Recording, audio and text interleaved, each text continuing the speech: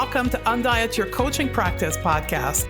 I'm Stephanie Dozier, clinical nutritionist, certified intuitive eating counselor, and creator of the Going to Beyond the Food method. And after a 25-year dieting career, I decided to say hell no to diet culture and undiet my life, which also included my coaching practice. I'm on a mission to help all coaches undiet not only their life, but their coaching business. If you want to throw down diet culture, you're in the right place. Ready, sisters? Let's do this. Hello, my dear colleagues, and welcome back. Hope you're doing well. If you're listening in a timely manner, we are in the holiday period of 2021. So I want to wish you happy holidays. And I've prepared this two-part series for you as a treat, as my gift to you for the holiday period. So this episode 31 and episode number 32 is going to be a two-part series with Evelyn Tribole. Yeah, the author of the book Intuitive Eating and the creator of the intuitive eating methodology. And the intention behind this series is twofold. Number one, this episode today is for you to listen, learn, watch, take notes of how Evelyn teaches the basic of intuitive eating in a very approachable way. And that's the key here. Although intuitive eating is something that in my life and your life has been present for many years. And if you look at the history of the book of intuitive eating, it's actually since 2012, to 98% of the population, to all your audience, all your future client, intuitive eating is something new. It's something innovative, something they've never heard of. So part of your work in marketing your business, marketing your coaching services, is finding a way that is individual to you to explain and talk about intuitive eating in a palatable way, using a lot of stories, using a lot of analogy. So you take this thing that people have never heard of. When people come into your world, they've never heard of intuitive eating, and you make it easy for them to understand and to work with you. You don't make it this big, scary, complicated thing. You make it easy for them. And that's what Evelyn does so well in the interview for today's podcast. She is talking to my audience, to my client, and she's explaining intuitive eating in a way that is so beautiful and easy to understand. So I want you to take a lot of notes, and that from there you go on to develop your own narrative around intuitive eating and your special formula or touch that you have in your own practice. And I bring up during an interview, there's a lot of back and forth between me and Evelyn about the myth, right? I bring up a lot of myth about intuitive eating that all my new ideal client and my audience have. And then I throw it at her and then watch her response and how she unpacks the myth. We're also going to talk about in this conversation with Evelyn about health at every size, and you'll hear her introduce health at every size. And we're going to talk about probably one of the most important message that you need to have with your client around intuitive eating. It's the concept of diet paradox. So with that in mind, I'm not going to take any more time. We're going to slip right into the conversation between me and Evelyn. And note that this conversation was recorded 2 years ago, and that we have volume 2 coming next week, or episode 32, depending when you're listening.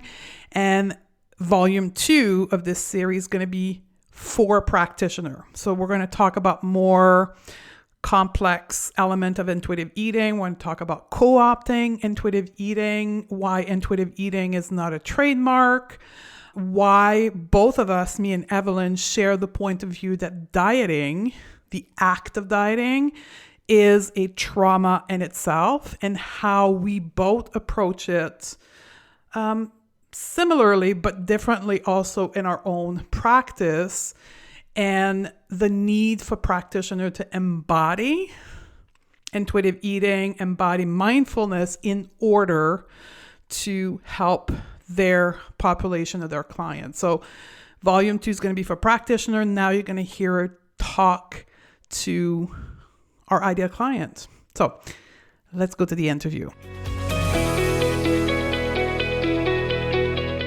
Welcome to the show, Evelyn. Thank you. I'm honored to have you here as our guest for this episode. We've never directly talked about intuitive eating, and since I took a course with you at the beginning of this year around intuitive eating, I thought you're the best person to come and teach us about intuitive eating since you wrote the master book around it. So thank you for making yourself available to our community. Of course. So I'm going to start with the very basic question. What is intuitive eating? Okay. Probably the most straightforward thing about intuitive eating, it's a self-care eating framework where you're the expert of your body, and there's 10 principles. And then I can break it down to as many nuances as you want. And I love that. That's one of the first things you taught us in the course. It's a self-care eating framework. And to me, that was revolutionary because dieting is the opposite of that. It takes us away from wanting to care for ourselves. So I think it is a phenomenal description. And I know self-love and self-care, for all the ladies listening, is a trendy word. Intuitive eating is the nutrition answer to that and how you feed yourself. Is that a good description? Yeah, I think it is. And it puts you front and center. Only you know how food tastes. Only you know what satisfies. But unfortunately, with dieting, it interferes with so much. There's such a profound disconnection. You could feel like you don't trust your body anymore, like you don't know how to eat. And that's the disconnect that keeps happening diet after diet. Because what I find with women, and maybe you can help us understanding that, they kind of know what intuitive eating is. They don't understand the 10 principle, which we'll get through in just a moment. But for many people, it's scary. You know what? You're absolutely right. And I think it's important to own that and to recognize that when you go from a external plan of counting or whatever it is that you do, because the expert said you do it this way, and then to suddenly it feels like you have no direction. It's like what? It's like giving a novelist a blank paper and to say, write the best novel in your life. It's overwhelming, which is why it's important to begin where you're at and where you feel comfortable, and we move gradually in the process. And one thing I love to say is you can't fail at intuitive eating. It's a journey of discovery. It's a process. You learn things.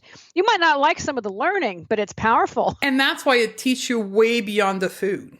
Yeah. It teaches you about you and who you are as a human being. That's right. And I think that's part why it's scary, because society does not want us to know who we are, right? It takes us away from that. Yeah. And when you begin the journey of intuitive eating, you rediscover who you are.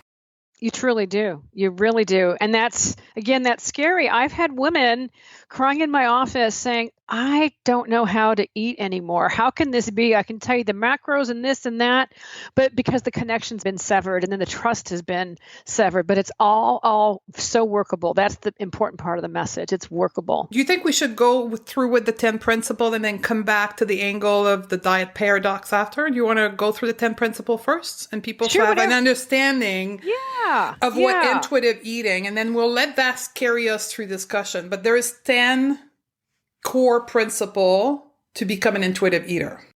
Yeah. And let me just say, too, I'm a co-author, Elise Rush. We came up with this together. We were dietitians in private practice creating these beautiful meal plans, only it wasn't working and we weren't feeling good and our patients weren't feeling so good either. And so we came up with these 10 principles based on our clinical experience, but also taking a deep dive into the research. So I can say this model is research inspired when it was first published, but now fast forward, there's over 100 studies on our work showing benefit, which I find just incredibly exciting. But let's jump into the 10 principles. So the first one is rejecting the diet mentality. And what's so interesting, diet culture has gotten so sneaky. I now see people, they say, oh, I don't diet.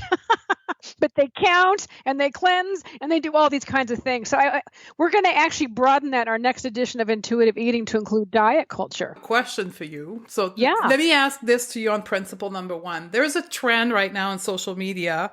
It's hashtag keto, intuitive keto. You gotta be kidding me. Oh. Or intuitive paleo, intuitive vegan. Like, oh. So you're you created intuitive eating, not created because it's an innate body wisdom knowledge, but you brought it to the world. What do you think of intuitive keto, intuitive vegan or paleo, whatever we want to say?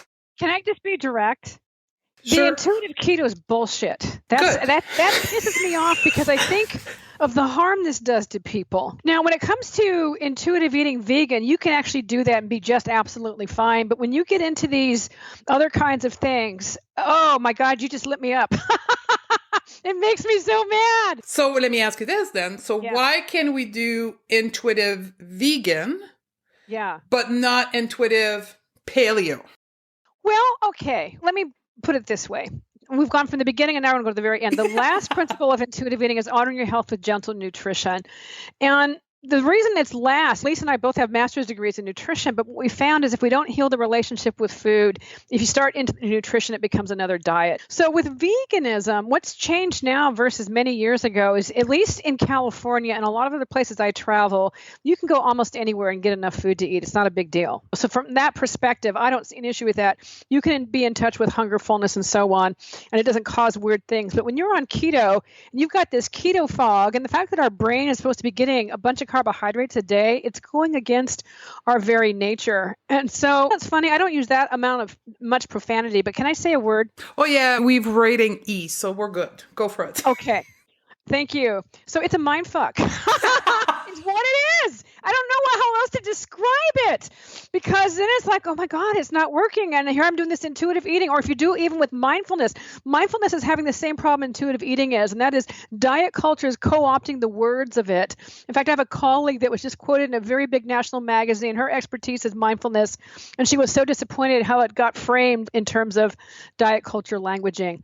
So I think it's really problematic. So you can have a preference of a way to eat, but when it becomes your religion, when it becomes your superior because you're eating this way, that's a real big problem. I've never seen such religiosity in eating before. And I think because there's a big gap or a big vacuum for a lot of people in terms of their identity and their soul. You know what I mean? It's like, wow, what is missing in your life that you need to feel important because you're Miss Keto now, or whatever the new trend is. And to keep my own sanity, I have viewed fads and diets as fashion. Every year there's going to be a new one.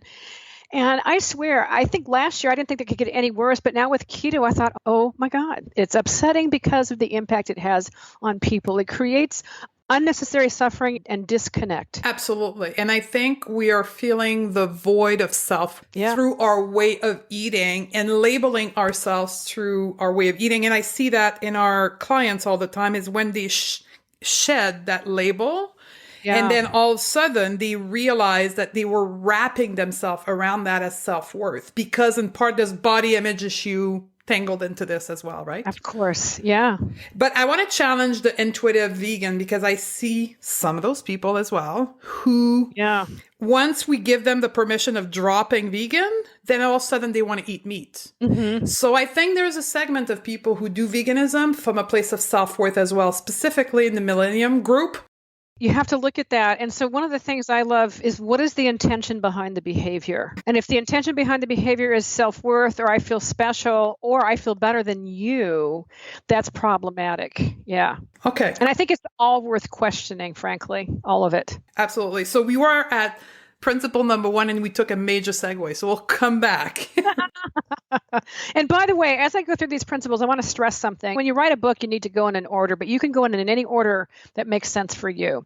So the second principle is honor your hunger. And it sounds really basic, but basically when you hear your body expressing hunger, and it can be expressed in many different ways. It could be a rumbly tummy. It could be emptiness in the stomach, or you might not feel anything there. It might just be a sudden mood shift. I love that term, hangry. It's like, oh, that's too hungry. Because if you don't honor your hunger, you're going to be preoccupied with food and thinking about food all the time. The third principle is probably the most misunderstood and controversial principle of intuitive eating, and that's making peace with food. And that's this idea that all foods fit.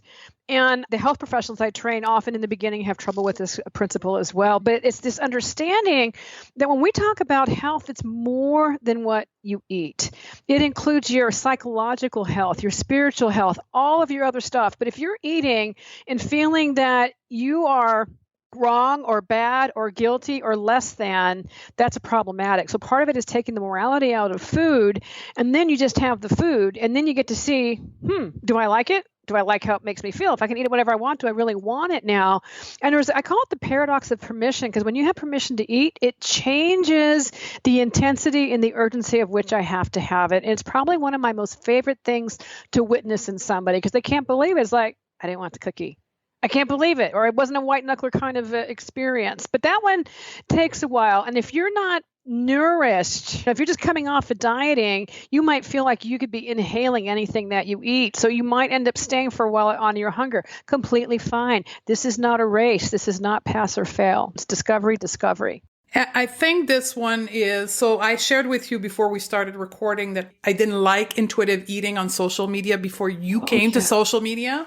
Yeah. And it's in part because of this one, having a nutrition background and seeing intuitive eating, which many of the listeners are seeing on social media, being portrayed as eating McDonald's every single day. And donuts is what I see all the time. Yeah. That is not intuitive eating either. Yeah, you know what? I have a theory on that. I think people are so shocked and so surprised that they can have this food that a lot of energy goes into it. And I do a lot of media interviews, and this is what ends up in the story because they can't believe it. So I think it's part of that.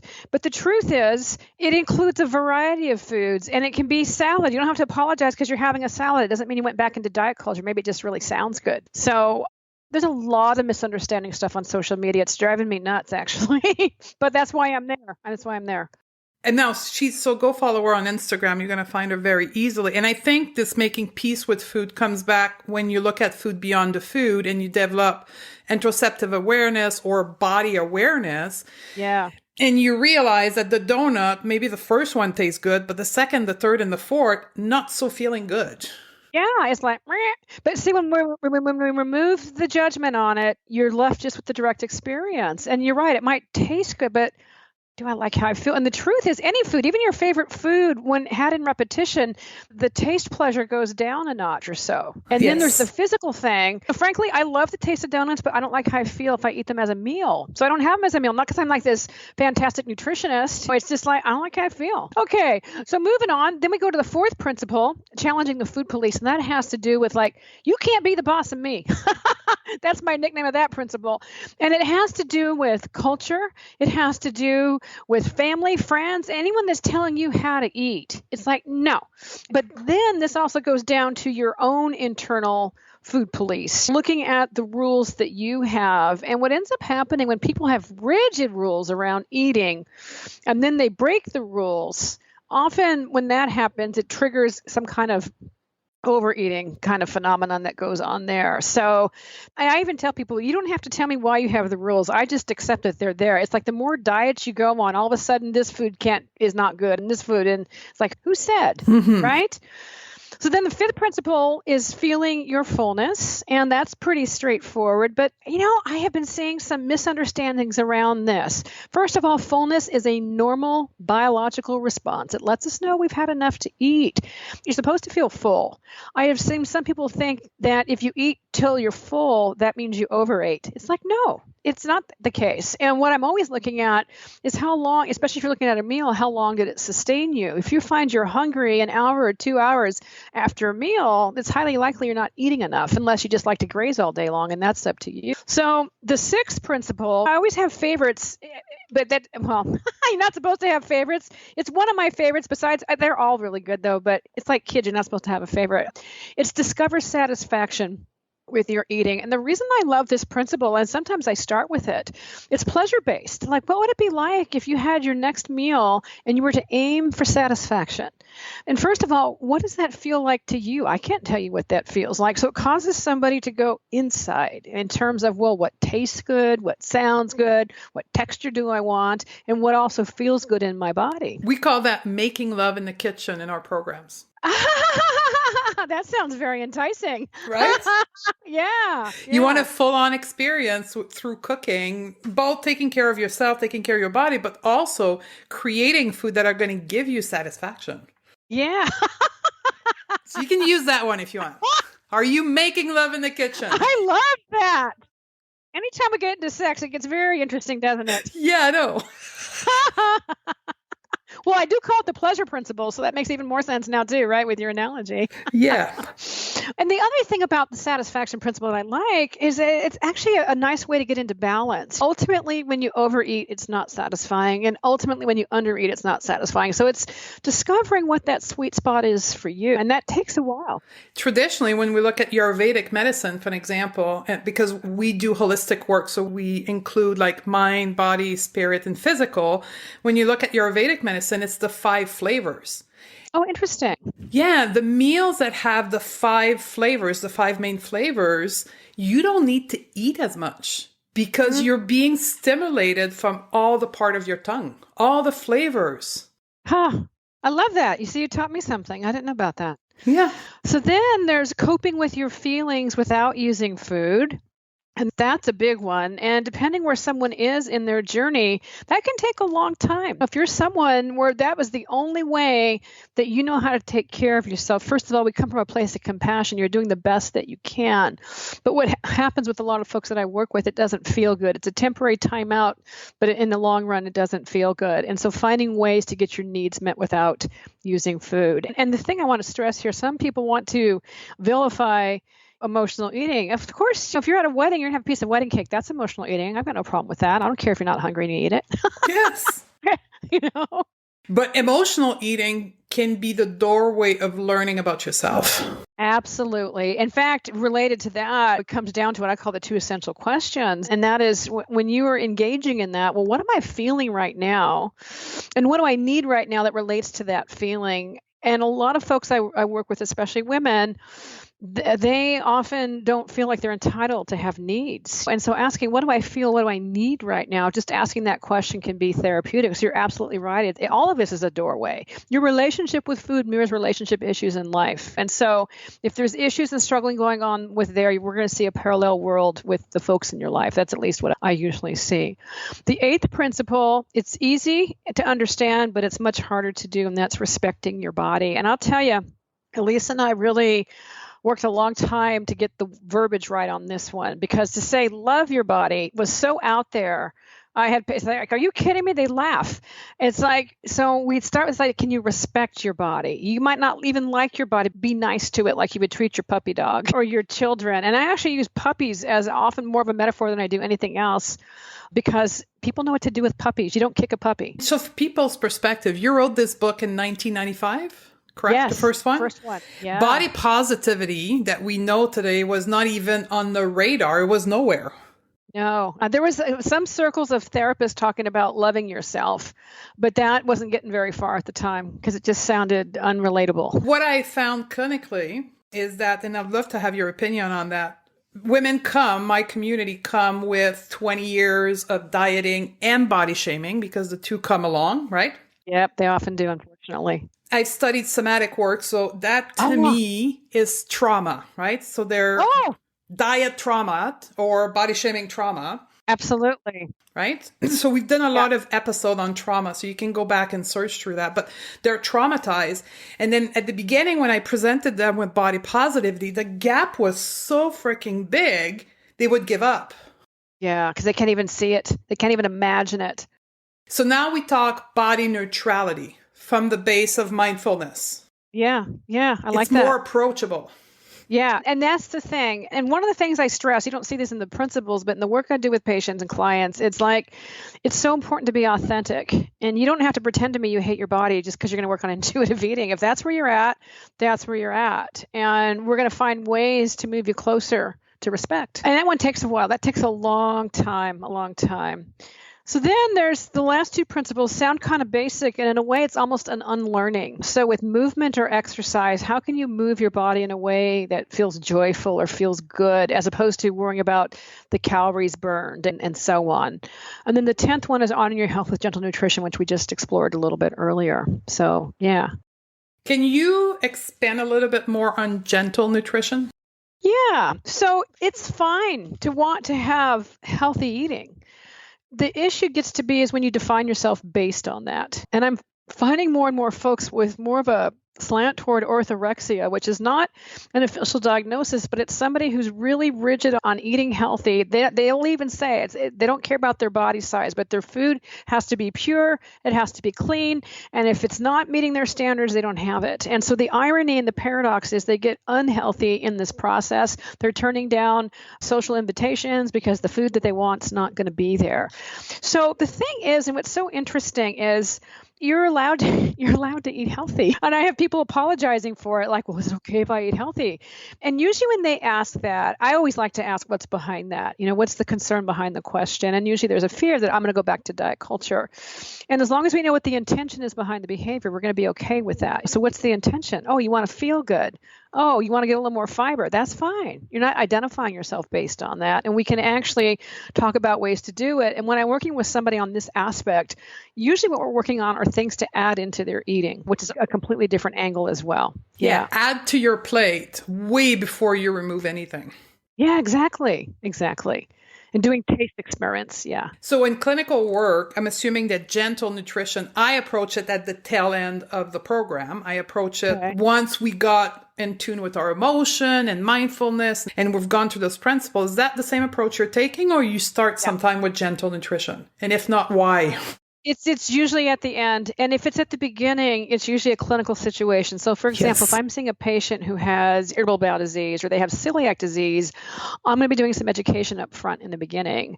But interestingly enough, I'm still connecting it to their body. But usually the preference is at the end. Yeah. Okay, awesome. So can we talk about wellness diet? Because that's something that's popping up right now. Yeah. And to many is very confusing. So we have diet culture. So maybe explain that. And then let's go into what wellness diet is. And I think it's going to wrap up to everything we just talked about.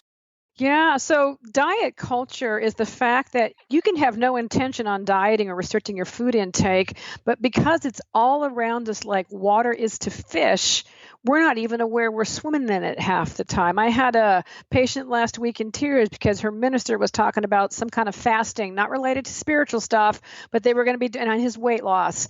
I had another person come in and their professor at their university was talking about this is culture. It has no business being in this place. It's in the schools, the doctor's office, focusing just on weight. It's like, let's focus on behavior that's modifiable and sustainable. So what it is that diet culture is so prevalent that people don't think twice about asking you about your eating or commenting on your body. And to me, and this is going to sound really crude, but I say this with my patients so they get the point. I'll say, has anyone ever asked how much you pooped today? And they're, what? It's like, hands fly up. Well, I'll say that's the same kind of respect or boundary I'd like to see come up if they're asking you about your body or about your body size. It's none of your business. But because diet culture has normalized these things, our kids are being exposed to it. It's in a lot of places. It's actually really shocking. Can I add to this? Because you're going to be shocked by this. Of course. So I attract a lot of highly spiritual individuals who want to do this work. And recently I just had someone who was a spiritual leader teaching tantric classes of yoga who was promoting body thinness and diet culture in her class. Oh my goodness. Like we're talking people that are highly conscious otherwise, but diet culture is so powerful that they're subconsciously repeating it. Well, and that's actually a really good point, because when you get it from people who are in position of power or position of respect, I find it's even more damaging, especially in a spirituality context. And I have a lot of problem with that when people are in a position of authority. I understand individuals becoming swayed by diet culture, but when you're in a position of leadership and you're espousing it, you're really doing harm because it disconnects you to your body, and because your body connects to your emotions and other kinds of things.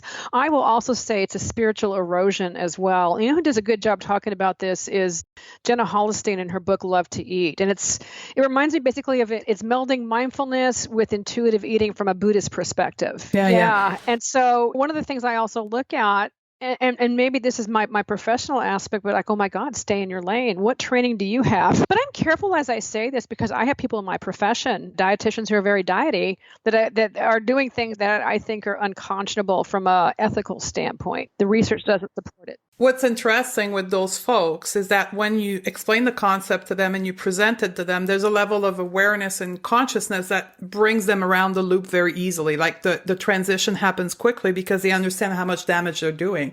I think that's true with folks like maybe in spiritual positions, but what I find in professions that have been taught this way, they have a blind belief in a paradigm. And the thing that's shocking to me and yet hopeful is I get this especially from dietitians. It's like, why weren't we taught this in school? And I'm like, why weren't you asking more questions? Well, I graduated from holistic nutrition. Mm-hmm. And guess what? Your book and your program is nowhere near the curriculum. Well, and the same in many places of universities teaching nutrition, but I will tell you, it's starting to change. That's a whole other story. And and actually, it's one of the reasons why I'm coming back into the profession, getting more active. It's like, I got to go train my people. Yes, you do. I have no problem with disagreement of research, but when there's a profound body of work and then someone replies, I don't believe it, I'm like, this isn't religion. Read the data. Or better yet, you show me the human intervention study that shows that food restriction results in a healthy outcome and it's sustainable 5 years after they start. Doesn't exist, so they don't have that data. Because diet don't work. That's what you just explained here with that quick statement. They don't work. And the thing that most people know that also is just horrific, in my opinion, is when you look at the data, dieting actually causes more weight gain. The way that we know how certain that smoking is a cause of cancer, we see the same relationship between dieting and the cause of more weight gain, not just gaining back the weight that you lost, but gaining back even more. And so if your purpose is to lose weight, why in the hell are health professionals recommending food restriction? And just because it's been blessed by a doctor or a dietitian doesn't make it work. And that's what Elise and I used to do. And I thought oh my God, the stuff I could call myself out on. Do you know what I mean? So I understand the learning curve. I get it. And I think we need to make space for professionals to cross on over and to see the error of the ways that it's hurting people. But I'm seeing more and more physicians starting to embrace this. When you look at the obesity paradox, for example, just that word shows the bias that they call it a paradox. Oh my gosh, yeah, you can be in a larger body and actually be healthier and survive disease states. It's not a paradox. It's a paradox if you believe that body size is the cause of disease. So that's a whole other conversation. No, but I think it is right for you to go up. It's your mission because you brought that work forward and it is supported by science. That is the only way to get through professional. I agree. Is science. And it's funny, next week I'm actually debating a scholar on the area of sugar addiction, and that's only in animal studies you can create it, and not only if the animal's been starved for a certain amount of time. And I think what you name something is really problematic because the solution becomes different. If you're saying something's an addiction, well, then the solution is to avoid it.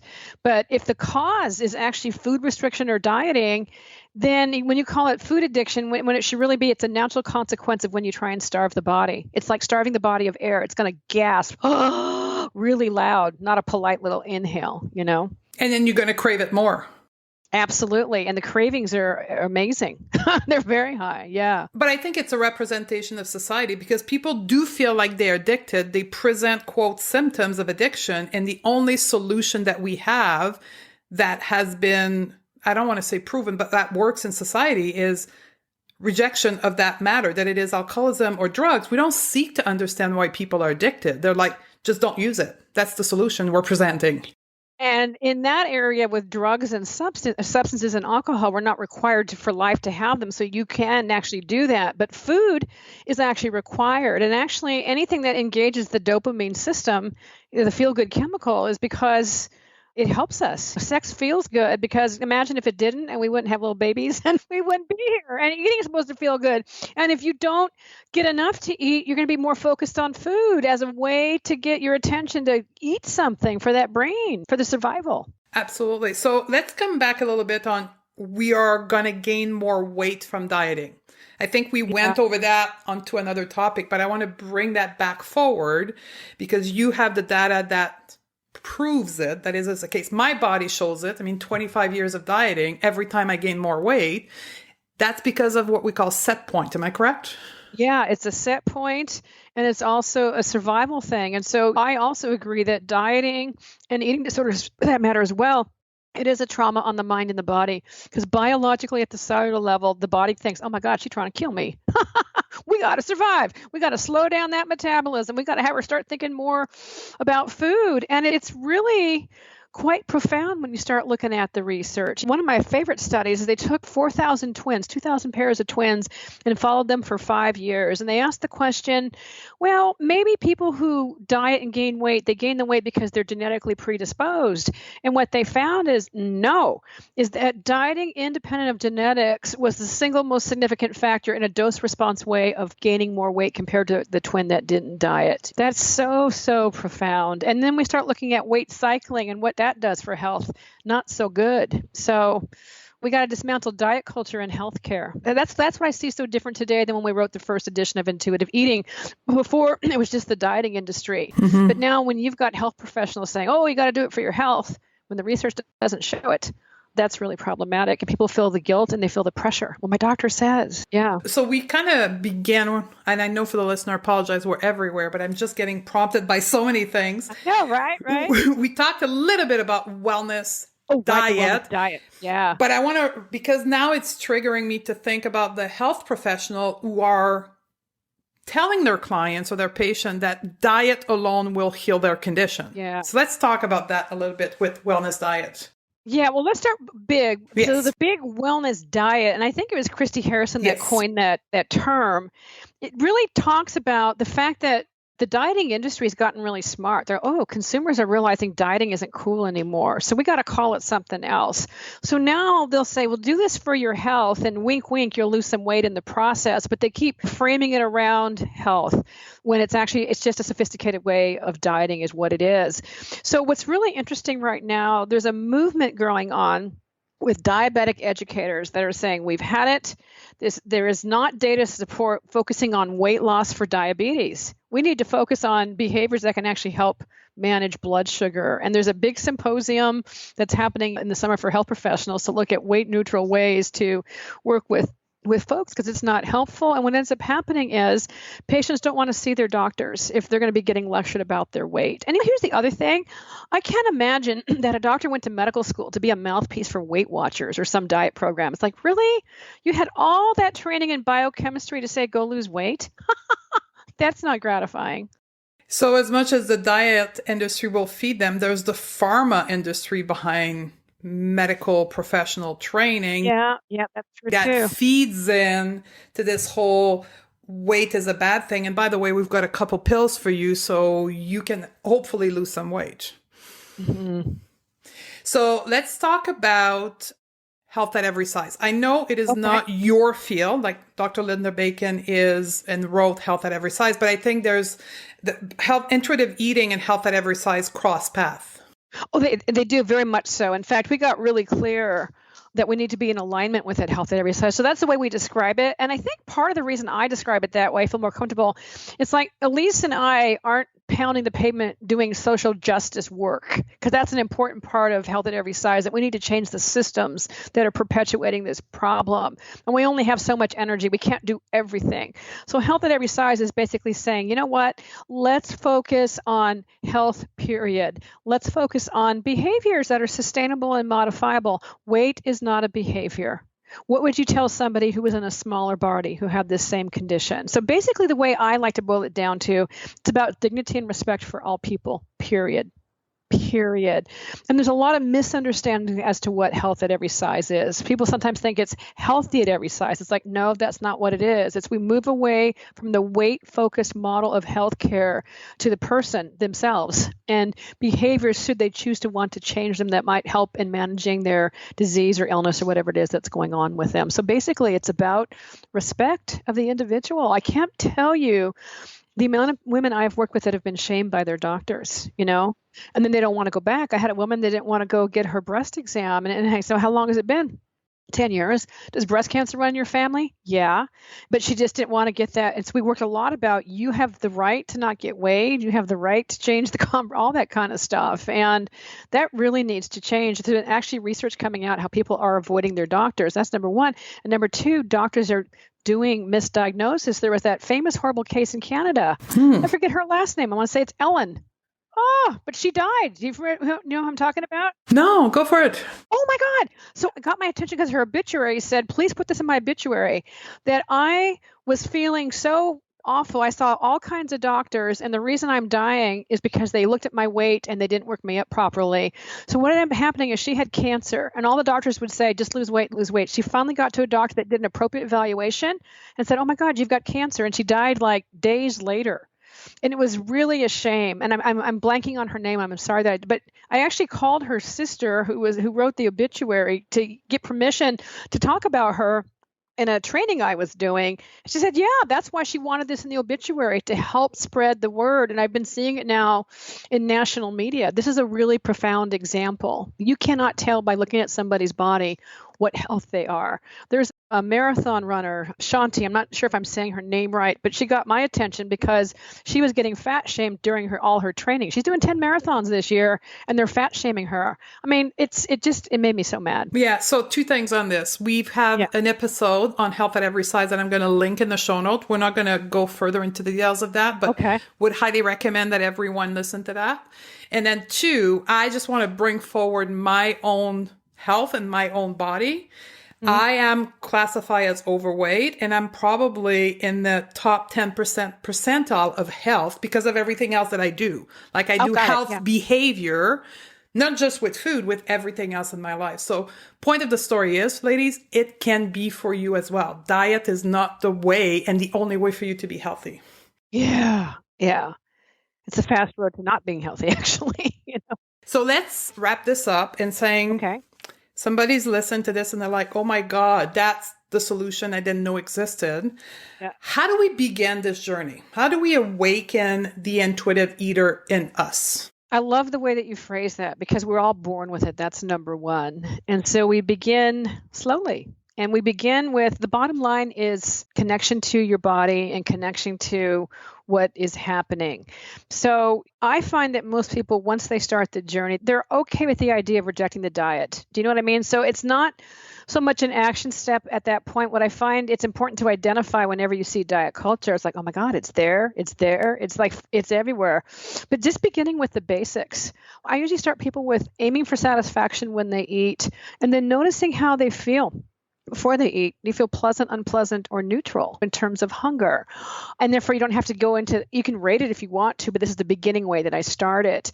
And then when you finish eating, for whatever reason that is, and there's fullness, how would you rate that fullness? Pleasant, unpleasant, or neutral? And if it's unpleasant, what might you do differently next time? And if people really want to get into this and really connect, what I ask them to do is, would you be willing to set aside one meal a day in which you ate without distraction? That means no cell phone, no texting, no TV, no reading.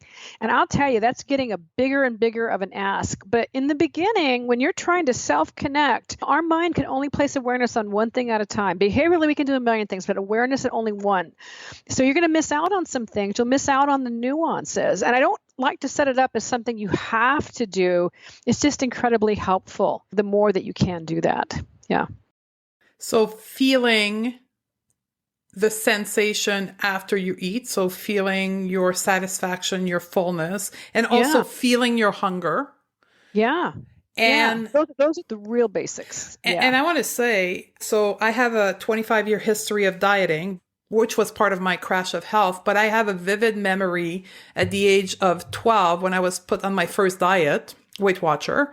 And they weigh you on Weight Watcher. I don't know if they still do that to this day, but they have the old scale. They get you onto this. And I remember this, what at the time was perceived as the old lady, wanking her finger at me saying how bad of a girl I was because I didn't lose weight that week. Oh my gosh. And then she looked at me and she says, you cannot listen to your hunger. When you're hungry, chew gum or drink water. No kidding. Oh my God. So how many women have disconnected from their hunger because of the dieting model to chew gum and drink water? Yeah. So here's another way too. So let's just say right now you're numb, you don't hear it. And the way that I sometimes analogy, it's like hunger's knocking on the door and you never answer the door to hear the message of hunger. And after a while, it just stops knocking or you don't hear it. It becomes like the background noise, like a weed blower or something or lawnmower. Sometimes what I might have folks do if they're that numb is maybe look at the fact we know we need to eat every 2 to 6 hours to maintain a blood sugar and to feel good. And I would ask somebody, it's like, well, with your pattern of history and eating as you know it, how often do you think your body might need to eat to feel good? And maybe we start something like that. We start with regular check-in times or just nourishing the body. And the more you keep checking in, it will happen. You will notice it. It will respond. Sometimes I tell this story. When I was training, I used to be an athlete. I'd go to my grandma's because she lived out in the country. And at that time, oh my God, she would eat dinner at 5 p.m. Who eats dinner at 5? I never did. But when I was there, so in the beginning, I wasn't hungry. But in the middle of the week, all of a sudden, it's 5 o'clock and I'm starving because we adjust. We do adjust. So, the other thing too that might be helpful too, we came out with the intuitive eating workbook because we kept getting questions from people like, the book is good, it inspires me, it's got case studies, it's got the science, but I need more how to. So that's something that can really deepen the work for more guidance as well. Absolutely. I'll link to that in the show thank notes you. as Yeah, well. that'll be awesome. Yeah. Absolutely. So I'm going to wrap this up because it's been a long time already. We've been talking for 45 minutes. It's been an absolute pleasure. Likewise. To have you here, and you've helped. I know by listening to this episode, many women will get help. How can they take the next step with you? The book is your number one touch point, right? Yeah, I would say the books. And I would start with the workbook first right now, since we're going to be updating our other book. They can follow me on Instagram. We have a website and all that kind of stuff too. So yeah. Perfect. Yeah. Thank you very much for your work. Thank you. It's a beautiful life work and you are impacting millions of women. So thank you. Thank you for spreading the word. Bye. Bye. Ready to shed diet culture from your practice and help more clients do the same? Awesome. We've got 3 resources to get you started. Simply go to stephaniedodier.com/pro series, all in one word, and access our 3 free training classes that are currently available. We also have a free PDF guide to intuitive eating, an article about the non-diet approach. We also offer a variety of paid programs throughout the year to support you in your journey to undiet your coaching practice. Join us at stephaniedodier.com/pro series, and I'll see you on the other side.